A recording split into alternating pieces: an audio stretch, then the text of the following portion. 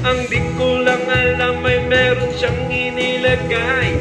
Ako'y biglang nahilo, nawalan ng aking malay nang ako'y magising. Aking napansin, pangalan ng hotel, Anito Inn. Kaya't ang sabi ko na ko, isbit na ako pag nabuko ng nasa ko.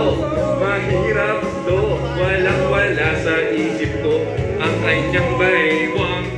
Galaw kayo, galaw! Huwag lagi gumagalaw eh. Underwear lang when the night has come. Ay, at pinatay ang ilaw. O madalas lumalabas banyo queen. Oh darling, darling, stay by me. Oh, stay by me. O madalas lumalabas banyo queen. Alright, get ready for the third verse.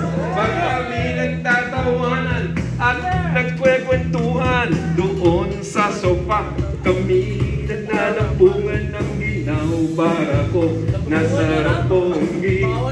Pinatay niya ang ginaw at nuksan ng bisili. Doon sa kanyang kama, kami ay nahiga. Ay nagulat at ako'y nabigla. Ako'y nanginginig, pawis na pawis.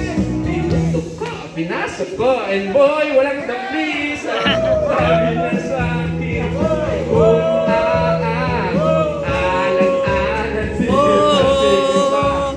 Bumagilid ko ihaya, bumagilid pa.